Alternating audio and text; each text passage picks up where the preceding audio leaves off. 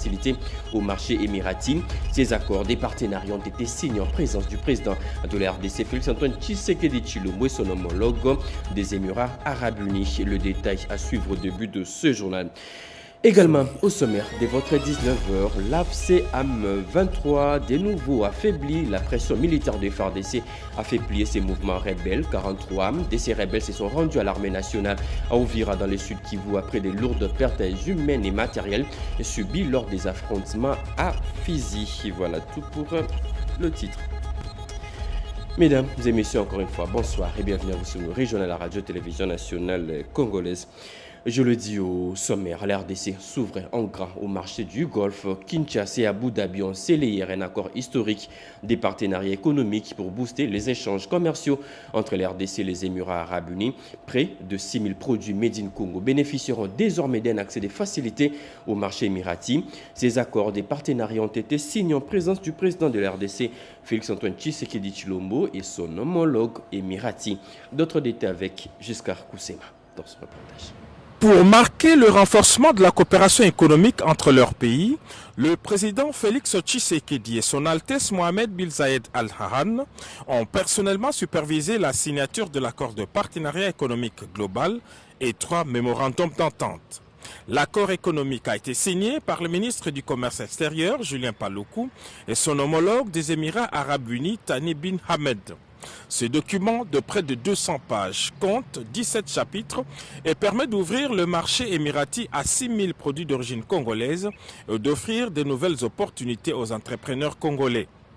Le mémorandum d'entente signé avec le directeur général de l'ONATRA concerne les projets du port en eau profonde de Banana, initié par le chef de l'État en partenariat avec DP World. Il vise à doter la République démocratique du Congo d'une infrastructure maritime majeure à Mwanda. Le ministre des Mines, Willy Watoum, a quant à lui signé les MOU de coopération entre les deux pays dans les secteurs miniers sur les enjeux stratégiques de traçabilité et de la sécurisation des chaînes d'approvisionnement en minerais critiques.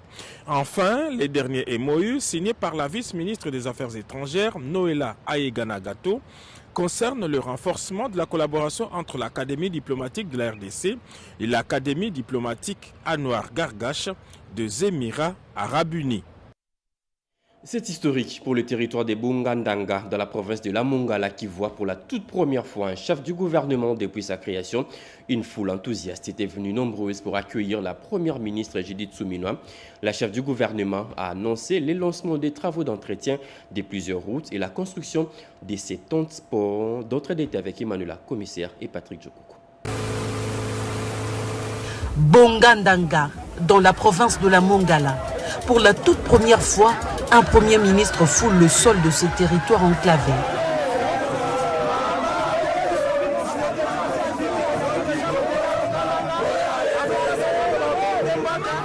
La chef du gouvernement, Judith Suminwa Ntuluka, y a apporté un message clair: paix, désenclavement et développement local. Arrivée par voie fluviale au village Ngozi, entre Bosso Simba et Bosso Nzanoa, la première ministre a été accueillie par une mobilisation populaire exceptionnelle. Une foule enthousiaste l'a accompagnée dès l'accostage, symbole d'un espoir renouvelé. Accompagnée du gouverneur Jean-Colin Makaka, de plusieurs ministres et élus nationaux, Judith Suminwa Ntuluka a annoncé des engagements concrets. Parmi ceux-ci figure le lancement imminent de travaux d'entretien de la route provinciale 309, longue de 125 km entre Ngozi et Bongandanga Centre, ainsi que la construction de près de 70 ponts par l'office de route, les travaux sur la RN6 Bongandanga Akula et l'acquisition de bacs fluviaux sont également prévus. Tolingi, lancer des travaux, le gouverneur a lobby par étude de faisabilité et Salamaki. Et là, Bongandanga Tingonzi, 125 km. RN6P, Oekoleka Ana Bongandanga Ti, Akula, Wanape Musala, Wana Kalamingi Tozo Banda. Pona likamwa baki, Tolobi Makamumi Bale. 1. Tozo Banana, nous tobongisa bako et Koufaki. 2. Na pesi mitindo déjà ndenge mokonzi ya mboka asengaki basomba pe bak ya sika e ya koya aona Bongandanga. Sur le plan sécuritaire, la première ministre a réaffirmé la mise en place des comités locaux de sécurité appelant à la cohésion nationale et à la cohabitation pacifique entre les communautés. Est-ce que Congo oyo bakoko na biso batikela biso tokoko ikondima ke bato mususu bakokotela biso bazo eteni mabele namoni awa bakoutumier bazali bino bakoutumier bokoko ikondima oyo nzamba atikela biso bakoko na biso batikela biso tondima. Une action de terrain qui s'inscrit pleinement dans le programme d'action du gouvernement pour un État plus proche du citoyen et un développement durable au cœur du pays. Dans le Tanganyika, la PCD signe ses structures. Le PDDRCS a officiellement installé le vendredi dernier un cadre de concertation pour la paix et l'appui au programme. Cette installation est intervenue à l'issue d'un atelier de vulgarisation de la stratégie nationale du PDDRCS. Peggy Mukunda nous en parlait. Les programmes de désarmement, de mobilisation, relèvement communautaire et stabilisation PDDRCS, à travers sa coordination provinciale du Tanganyika, a procédé dernièrement à l'installation officielle du cadre de concertation pour la paix et l'appui au programme CCPAP à Manono. Cette installation est intervenue à l'issue d'un atelier de vulgarisation de la stratégie nationale du PDDRCS qui a réuni une cinquantaine de participants issus de diverses couches sociales du milieu. Le CCPAP se veut une structure d'accompagnement et d'appui au programme. Il regroupe les services publics de forces vives de la communauté ainsi que les partenaires dans le but de sensibiliser et conscientiser la population ainsi que les groupes armés pour une mise en œuvre efficace du PDDRCS. L'objectif principal de cette structure est de contribuer à l'amélioration de l'environnement sécuritaire à travers des échanges réguliers et inclusifs entre les différentes parties prenantes. Le représentant de l'administrateur du territoire de Manono, Cyprien Kitanga, s'est félicité de cette étape décisive franchie par le PDDRCS en faveur de la restauration d'une paix durable dans ces territoires de Manono, confrontés à la présence de plusieurs groupes armés, dont les Maïmaï, Bakata, Katanga, de Kyungu, Mutanga, Gédéon. Le coordonnateur de la société civile, Force Vive, l'abbé Moïse Kilouba et l'ensemble de toutes les parties prenantes ont salué les efforts consentis par le PDDRCS en vue de son opérationnalisation effective dans les territoires des Manono. La mise en œuvre du PDDRCS à travers ses cadres participatifs et inclusifs de membres de la communauté s'inscrit dans la vision du chef de l'État, Félix Antoine Tshisekedi Tshilombo. Cette vision matérialisée sur les terrains par le coordonnateur national du PDDRCS, Jean Desdieux Désiré Mtangantita. La pression militaire de FARDC a fait plier le mouvement rebelle de l'AFCM 23 qui vient de nouveau de s'affaiblir. 43 de ces rebelles se sont rendus à l'armée nationale à Uvira dans le sud Kivu après des lourdes pertes humaines et matérielles subies lors des affrontements à Fizi. Ces combattants, pour la plupart d'anciens FARDC, ont été présentés à l'état-major d'Uvira. Regardons. Après de lourdes pertes matérielles et humaines infligées aux terroristes RDF M23 AFC et leurs alliés Turaneo, Gouminon et Red Tabara par le FARDC au retranchement de Panzéro et ses environs dans les territoires de Fizi. 43 éléments se sont rendus à l'armée républicaine le week-end dernier. Fatigués de conditions misérables, ces rendus sont composés essentiellement des anciens militaires des FARDC, jadis actifs au sein de l'armée loyaliste, bien avant la chute de Goma, présenté à l'état-major Axe Uvira par le porte-parole des opérations militaires, le lieutenant Bouika Longérigen. Ces rendus témoignent le calvaire et la vie pénible vécue dans le rang de rebelles hier. Je suis sergent-major Nzungu Zadi Alain de l'unité SECAS du 342e bataillon garnison jadis basé à Goma. Les M23 nous avaient pris des forces pour aller suivre une soi-disant formation idéologique à Rumangabo. Lorsque l'opportunité s'est présentée, nous avons pris fuite. Nos instructeurs étaient des militaires rwandais. Ils avaient creusé des fosses communes où ils enterraient 20 à 50 personnes régulièrement. J'appelle les autres qui sont encore restés chez l'ennemi de faire tout pour rejoindre nos FARDC. On ne complote jamais contre une république ni non plus contre les institutions mises en place. Vous avez suivi, tous ces rendus sont des anciens militaires congolais. Raison pour laquelle, à travers leurs messages, nous alertons encore nos frères à d'autres militaires qui traînent encore les pas dans le camp de l'ennemi d'utiliser tous les moyens, toutes les voies possibles de rejoindre les unités régulières de FARDC. C'est ici où ils auront la vie. Rappelons que les forces armées de la République démocratique du Congo poursuivent sa mission de neutralisation finale de ces hors-la-loi jusqu'à leur dernier retranchement. Un renfort détail pour la justice au Nord Kivu. La ville de Beni a vu prêter serment 30 nouveaux officiers des polices judiciaires. Une promotion composée des policiers et des co-gardes prêts à œuvrer pour l'application de la loi et la protection des civils. C'était en présence du gouverneur militaire. Pirombou Saïdi nous en parlait.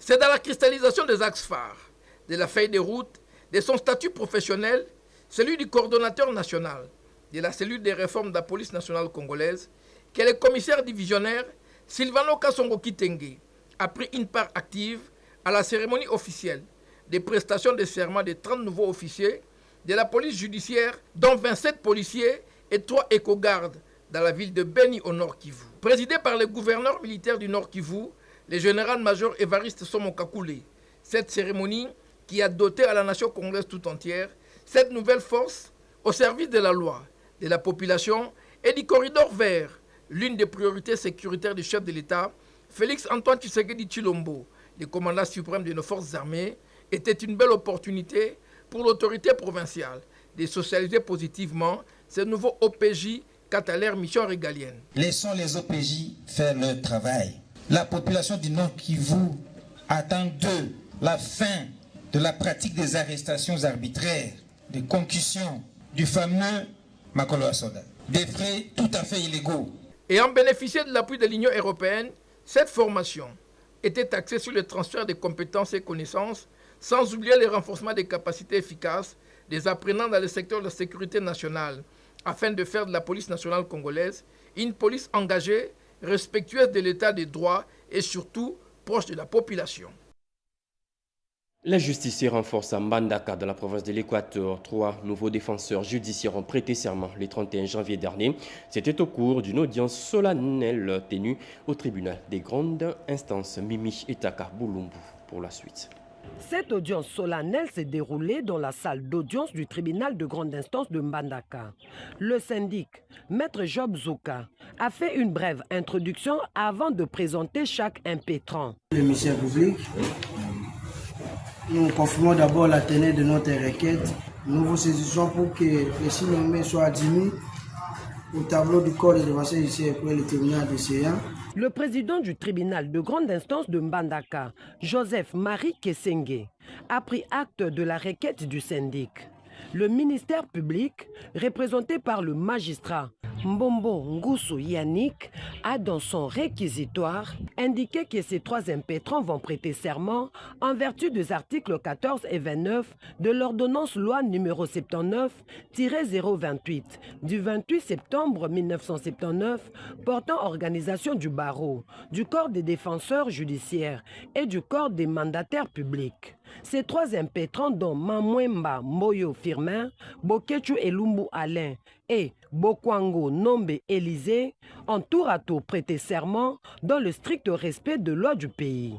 À l'issue de cette audience solennelle, des sages conseils ont été prodigués aux 3 récipiendaires. Le devoir que vous avez, c'est lié au terme de votre prestation de serment que je m'en viens vous rappeler, de peur que demain après-demain, vous ne puissiez pas perdre cette qualité. Encore une fois, sincères félicitations et vous souhaite le bienvenu dans les corps de défenseurs judiciaires du ressort du tribunal des grandes instances de Mbandaka que nous présidons personnellement. De l'espoir pour les survivants des violences à Butembo, toujours au Nord Kivu, un projet d'assistance aux femmes, aux filles et aux populations victimes de crimes graves au Nord Kivu et Sud Kivu vient d'être lancé. C'est avant midi. L'initiative vise à renforcer la prise en charge et la protection des civils. Regarde. Ces projets mis en œuvre par l'organisation SOS of New Hope avec l'appui d'ONIFAM. Ils visent la promotion des normes et pratiques favorisant le quitter des genres à travers l'engagement des femmes, des filles, mais aussi des hommes et des garçons. L'initiative s'inscrit également dans le cadre de l'assistance sexuelle liée au conflit ainsi qu'aux populations touchées par de crimes graves dans les provinces du Nord Kivu et du Sud Kivu. Représentant les maires de Butembo, le chef du premier bureau à l'hôtel de ville a salué la mise en œuvre de ces projets du Fonds national de réparation des violences FONAREV en partenariat avec les agences des Nations Unies. Wampalemoine Gilbert a souligné l'importance de cette initiative dans la lutte contre les violences basées sur les genres. Rapprocher la santé sexuelle et reproductive des populations vulnérables dans nos milieux de vie, une vision implémentée et matérialisée par son Excellence Félix Antoine Tshisekedi Tshilombo, président de la République, qui ne ménage aucun effort pour que les FONAREV rencontrent les préoccupations de toutes les victimes des atrocités. De ce côté, la coordonnatrice de SNH, Sandra Kank, a appelé à l'implication de toute la communauté en fait de prévenir les violences et protéger les couches vulnérables. Notre objectif est simple et clair, apporter une assistance, une protection et un accompagnement digne aux personnes affectées, tout en renforçant leur accès sur la justice. Il convient de noter que cette activité a connu la participation des chefs traditionnels, des leaders religieux ainsi que des représentants des différentes couches sociales de la ville de Butembo. Le VIH-Sida frappe fort dans la province du Haut-Uélé. Pour enrayer la propagation, le gouvernement provincial vient de lancer une campagne de sensibilisation de dépistage volontaire. La campagne cible les professionnels des sexes et les consommateurs des drogues injectables. Le ministre provincial des hydrocarbures, Jean-Fiston Batokobe Semende, faisant intérim du gouverneur Jean Bakomito en mission, a officiellement lancé le samedi 31 janvier les activités de sensibilisation et de dépistage volontaire du VIH-Sida. La cérémonie s'est déroulée à présence des acteurs impliqués dans le secteur santé et les personnes ciblées dont les professionnels des sexes, les homosexuels, les transgenres ainsi que les drogueurs par injection. Le gouverneur intérimaire a rappelé à cette occasion à l'assistance la menace persistante du VIH dans la province du Haut-Uélé. Jean-Fiston Batokobe s'est d'inviter toute la population à accepter de se faire dépister volontairement. Nous avons encore un long chemin à parcourir. C'est pourquoi le gouvernement provincial du Haut-Uélé a résolument décidé d'étendre et de renforcer les actions en direction des populations clés afin de garantir une réponse plus inclusive, plus équitable et plus efficace face à ces fléaux. J'invite toutes les populations à accepter de se faire dépister volontairement. Le dépistage constitue la première étape essentielle dans la lutte contre le VIH. Les participants ont salué l'initiative avant d'exhorter tous les acteurs impliqués à étendre l'activité dans tous les territoires. Juste après les différentes communications sur ces fléaux, quelques volontaires ont décidé de briser la peur pour se faire dépister sur les champs. La soif prend fin à Dja-Lasiga en Ituri, privé d'eau potable pendant plusieurs années. Le 24 000 habitants de ce coin ont désormais un forage d'eau potable. Un projet porté par un élu du coin Sami à Dubango. L'inauguration a eu lieu en présence de la population. Junior Selemani nous en parlait. La population du centre des négoces de Dja-Lasiga, situé dans le territoire de Mahagi, rencontre d'énormes difficultés pour s'approvisionner en eau potable. Les habitants sont contraints de parcourir de longues distances à la recherche de ces denrées rares en s'exposant au risque de contracter de maladies d'origine hydrique. Soucié de préserver la vie des milliers de personnes, l'honorable Sami Adubango Aoto a lancé le samedi dernier un projet de forage d'eau destiné à desservir près de 24 000 habitants. Cette initiative s'inscrit dans la vision de gouvernance du président de la République Félix Antoine Tshisekedi Tshilombo et constitue un véritable motif de joie pour la communauté locale. Le besoin est réel. Nous avons juste quelques petites sources d'eau aménagées et non aménagées. Il y a beaucoup de maladies d'origine hydrique, telles que la fièvre typhoïde qui menace ici, donc très bon projet. Ici, à la chefferie d'Ouganda, notre population souffre. Les femmes se battent pour ne fût qu'avoir de l'eau.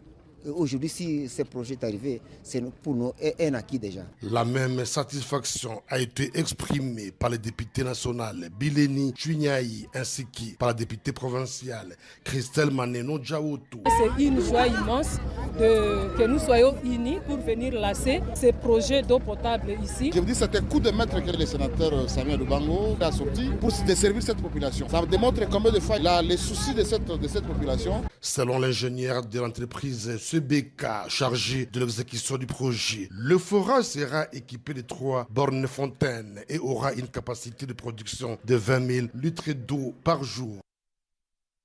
C'est du Maniema souverain. Des centaines de kilomètres de routes viennent enfin d'être ressuscités pour relier Kindu à Kassongo et transformer les voiries urbaines. C'est un coup d'envoi capital qui a été donné hier lundi par le ministre provincial de Finances. Regardons. Dans son discours, le professeur Alikia Massawili, ministre provincial des Finances et gouverneur d'intérim, a indiqué que cette deuxième phase s'inscrit dans la vision du chef de l'État visant à connecter les routes des dessertes agricoles sur fond du gouvernement provincial à travers les taxes conventionnelles initiées par le gouverneur Moussa Kabankoubi Moïse. Le message que l'on donne à la population du Maniema, particulièrement celle qui se trouve sur les tronçons Kindu-Kibombo, c'est de s'approprier les programmes du gouvernement provincial qui fait de la réhabilitation des routes la priorité des priorités afin de sortir cette province dans les désenclavements dans lesquels il se trouve. Nous, au niveau du gouvernement provincial, nous prenons l'auto-prise en charge. Il a été institué des taxes conventionnelles sur les produits miniers, les produits en rapport avec les hydrocarbures, les ciments, les tabacicoles, afin de prélever une quotité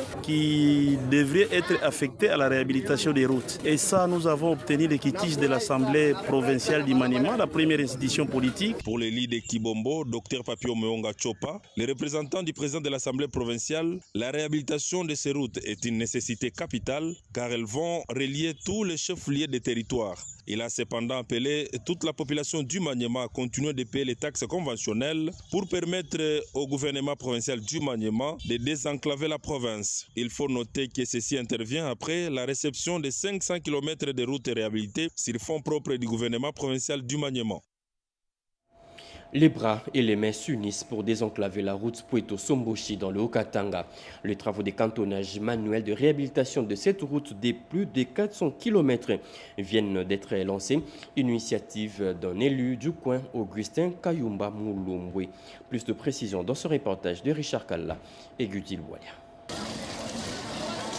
C'est depuis 2 mois que les populations rurales du territoire de Poeto et ses environs dans le Haut-Katanga ont des difficultés d'évacuer les marchandises sur la route principale Poeto-Centre-Somboshi. En état de délabrement très avancé, des bourbiers et érosions rendent la route impraticable. Pour pallier au plus pressé, les jeunes de ce coin réunis en une dynamique de développement ont été mis à contribution par le député national élu de Poeto, Augustin Katumba Moulombwe, pour réaliser les travaux de cantonnage manuel, débouchage de caniveaux, remplissage de bourbiers et érosions. Tout a été effectué par le jeune recruté au sein de la population sous la supervision du député national. Augustin Katumba a mis tout le monde à contribution pour rendre praticable cette route qui dessert une grande partie du territoire de Poeto et les environs. Le jeune réuni en une dynamique pour améliorer la vie de la population locale Poeto-Ousafi ont salué l'engagement du député national Augustin Katumba pour avoir totalement pris en charge les travaux de cantonnage en mettant à leur disposition les outils et le collation. Aujourd'hui, le tronçon Poeto-Centre-Somboshi est praticable et le cantonnage continue sur plusieurs autres kilomètres. L'association socioculturelle de ressortissants du territoire des Poeto dans le Haut-Katanga a un nouveau comité dirigeant. Ces nouveaux membres ont été installés aujourd'hui au cours d'une cérémonie qui a réuni tous les ressortissants de ces territoires. C'est dans une ambiance de grande célébration et au rythme des traditions locales que s'est ouverte cette journée mémorable à la salle Saint-Pierre de Lubumbashi. Un moment de communion intense pour les fils et filles du territoire de Poeto réunis pour marquer un tournant décisif dans la vie de leur communauté. L'événement central de cette rencontre est l'installation officielle du nouveau comité national de l'INSACA, l'association socioculturelle des ressortissants du territoire de Poeto. À la tête de ce nouveau directoire national, maître Patrick Kafwimbi Momamba, prend officiellement ses fonctions de président. Élu pour un mandat de 3 ans, il succède au professeur Delphin Kaimbi avec la lourde mission de piloter les ambitions de l'association à l'échelle nationale. Nous allons œuvrer avec toute notre communauté pour faire avancer notre cause commune. Nous devons rentrer aux fondamentaux, nous devons rentrer à notre culture, nous devons rentrer au respect de nos autorités coutumières, nous devons rentrer au respect de nos ennemis.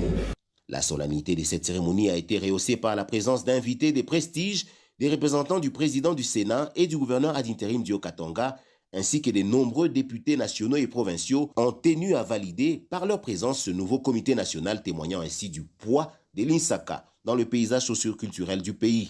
C'est donc une équipe dirigeante renouvelée qui prend aujourd'hui les commandes nationales de l'association avec l'ambition affichée de faire de l'unité le moteur principal du développement pour tous les ressortissants de Puerto. Toujours dans le Haut-Katanga, la Direction générale des impôts en mode performance, une formation de 10 jours vient d'être lancée à Lubumbashi pour propulser l'administration fiscale. La formation vise à outiller les cadres de la région pour une gestion des finances toujours plus efficace. Edith Chala. À Lubumbashi, la modernisation de l'administration fiscale passe par le renforcement des compétences des cadres dirigeants. Depuis lundi 26 janvier 2026, la Direction générale des impôts, en partenariat avec le cabinet d'Esnil Sassu, a lancé une formation stratégique sur la gestion axée sur les résultats, GAR, et la mesure des performances, deux piliers essentiels d'une gouvernance fiscale moderne. Cette session de haut niveau, qui se tient du 26 janvier au 6 février 2026, réunit les cadres et hauts responsables de la DGI dans la salle de conférence de l'hôtel Novotel de Lubumbashi. Elle vise l'amélioration de l'efficacité, la transparence, le rendement de l'administration fiscale congolaise. Le lancement officiel de la formation a été assuré par Larry Lamiel, directeur provincial de la DGI Grand Katanga, qui a souligné l'importance du renforcement des capacités dans le contexte actuel de modernisation des finances publiques, organisé par le cabinet d'Esnil Sassu. Je suis honoré de voir le niveau des participations composé essentiellement des chefs de division, non seulement cadre supérieur de l'administration fiscale, mais un segment stratégique de l'architecture de l'administration fiscale dans sa mission combien lourde mais complexe de doter la République des moyens d'action de sa politique. Cette formation s'inscrit dans une dynamique de réforme et de performance durable de l'administration publique.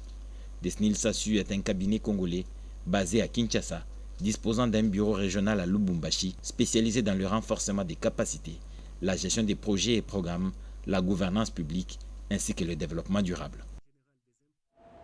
L'UDPS pleure encore le sphinx de Limete, Étienne Tshisekedi Wamulumba, décédé il y a 9 ans. Les membres du parti politique de l'Union sacrée de la province du Maniema lui ont rendu un hommage. Plus de précision avec Mamie France Zaïna.